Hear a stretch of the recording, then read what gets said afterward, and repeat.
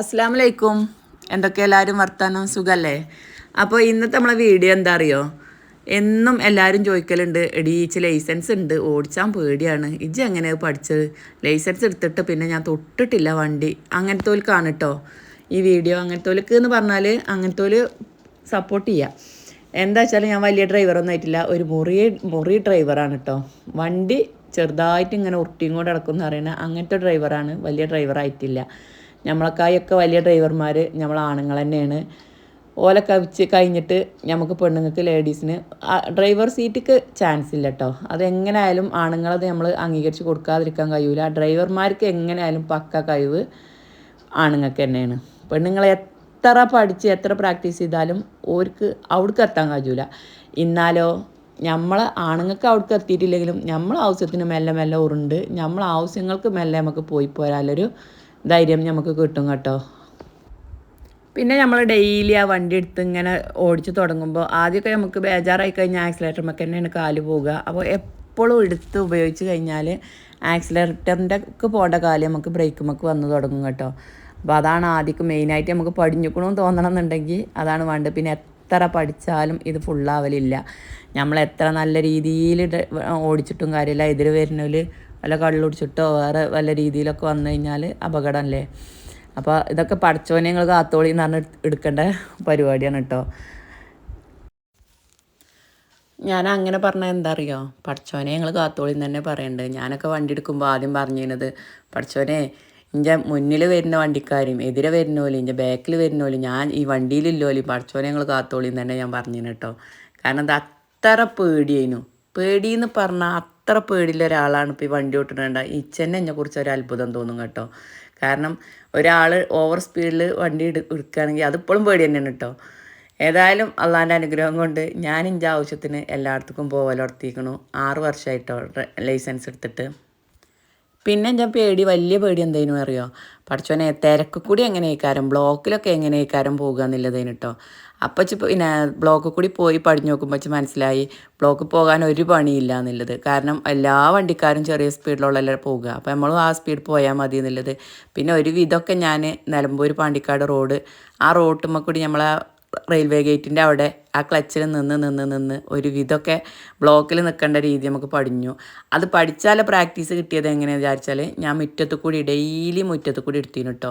മുറ്റത്ത് കൂടി ഇട്ട് തിരിച്ചിങ്ങാണ്ടാണ് ഞാൻ കണ്ണാടി നോക്കിങ്ങാണ്ട് പാർക്കിങ് പഠിച്ചതും കണ്ണാടി നോക്കിങ്ങാണ്ട് ബാക്ക് റിവേഴ്സ് എടുക്കാൻ പഠിച്ചതും അതേപോലെ തന്നെ നമ്മളൊരു തിരക്കിൽ നമ്മളൊരു ബ്ലോക്കിൽ നിൽക്കുമ്പോൾ എങ്ങനെ നിൽക്കണം എന്നുള്ളതൊക്കെ പഠിച്ചത് ഞാൻ മുറ്റത്ത് കൂടിയാണ്. അപ്പോൾ അങ്ങനെ പിന്നെ ഡ്രൈവിങ് ലൈസൻസ് എടുത്തവർ ഒന്നും നോക്കാതെ ഇരിക്കണ്ട, മുറ്റത്ത് കൂടി ഇങ്ങനെ മെല്ലെ മെല്ലെ എടുത്തിട്ട് പിന്നെ നോക്കിക്കോളിയും. അപ്പോൾ നിങ്ങൾക്ക് ഓടിച്ചാൻ കഴിയും കേട്ടോ.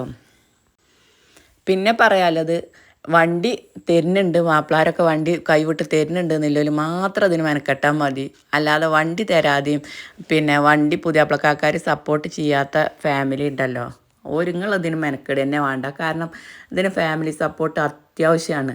കാരണം എവിടെയെങ്കിലും ഒന്ന് കൊണ്ടുപോയി പെയിൻറ്റ് ഒന്ന് വരുത്തുക, അതേപോലെ വേറെ എന്തെങ്കിലും ചെറുതായിട്ടൊന്ന് തട്ടുകയോ മുട്ടൊക്കെ ചെയ്ത് കഴിഞ്ഞാൽ നമുക്ക് ബാക്കിൽ സപ്പോർട്ട് ഉണ്ടെങ്കിലുള്ളൂ നമുക്കൊരു ധൈര്യം കിട്ടുക.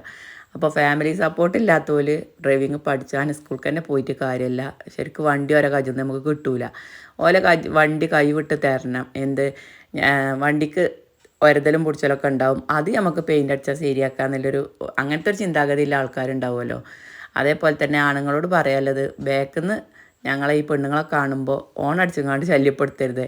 ഞങ്ങൾ മെല്ലെ മെല്ലെ പോണോടത്തുനിന്ന് നിങ്ങളെ തടി കാത്ത് നിങ്ങൾ പൊയ്ക്കോളുണ്ടു. നിങ്ങൾ ലേഡീസിനെ നിങ്ങൾ റോട്ടിൽ കണ്ടിട്ടുണ്ടെങ്കിൽ ബാക്കിൽ ദയവ് ചെയ്തിട്ട് നിങ്ങൾ ഓണടിച്ചരുത് കേട്ടോ.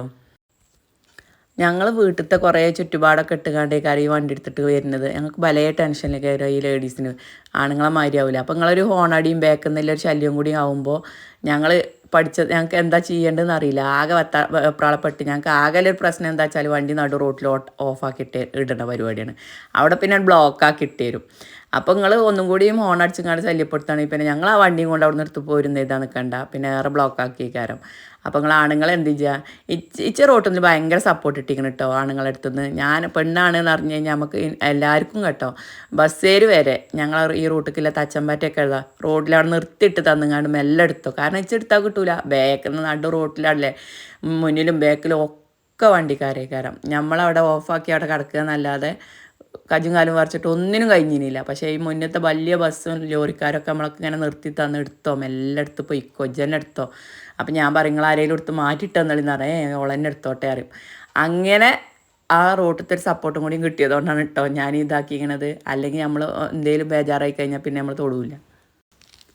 അപ്പോൾ ഈ വീഡിയോയിൽ നമ്മളെ ക്യാമറാമാൻ കുഞ്ഞാവയാണ് കേട്ടോ. ഞാനും കുഞ്ഞാവയും കൂടി അലനല്ലൂരത്തേട്ടൊന്ന് പോവുകയാണ്. പോയി വരുമ്പോൾ വെട്ടത്തൂർ എത്തിയിട്ട് ഓന് നാളെ സ്കൂളിൽ പരിപാടിയാണ്. അപ്പോൾ മുടി വെട്ടുക പറഞ്ഞിട്ട് വെട്ടത്തൂർ ഇറങ്ങിയിരിക്കുകയാണ് കേട്ടോ. ഇത് ഞങ്ങൾ കാപ്പിലെ അയലോക്കത്തുള്ള കുട്ടി തന്നെയാണ് കേട്ടോ. പിന്നെ അവന് കാപ്പിൽ നിന്ന് വെട്ടത്തൂർക്ക് പോരണം മുടി വെട്ടണമെങ്കിൽ. ഇതുവരെയൊക്കെ കാപ്പ് കൂടി വെട്ടീന്. ഇപ്പോൾ വലുതാകണത്തോളം പവർ കൂടുതലെടുത്തിരിക്കുകയാണ്.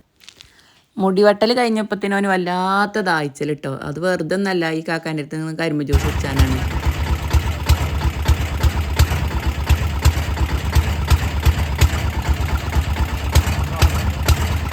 ഇവിടുന്ന് കരിമ്പ് ജ്യൂസ് കുടിക്കുമ്പോൾ ഓനെന്നെ അറിയാം അത് 2ാം വട്ടം കിട്ടുമെന്നുള്ളത്. അവിടെ ഒരു വട്ടം കിട്ടിയിട്ട് പിന്നെയും 2ാം വട്ടം പാർന്നു കൊടുക്കും. അതേപോലെ തന്നെ ഓന് വലിയൊരു കരിമ്പും കണ്ടവും കിട്ടലുണ്ട് കേട്ടോ. ഓൻ അതിന് വേണ്ടിയിട്ടാണ്. ജ്യൂസ് കൂടി കഴിഞ്ഞാൽ പിന്നെ നിർബന്ധമാണല്ലോ ഉപ്പിലിട്ടത്. അങ്ങനെ ഞങ്ങൾ രണ്ടാളും 2 പൈനാപ്പിളിൻ്റെ കണ്ടൊക്കെ വാങ്ങിങ്ങാണ്ട് അതിൽ കുറച്ച് മസാലയൊക്കെ ഇട്ട് ഉപ്പിരുമ്പി ഞങ്ങൾ വണ്ടി കയറി വീട്ടിൽ തന്നെ പോന്നു. അപ്പോൾ ഇന്നത്തെ വീഡിയോ ഇത്ര തന്നെ ഉള്ളൂ. എല്ലാവരോടും അസ്സലാമു അലൈക്കും.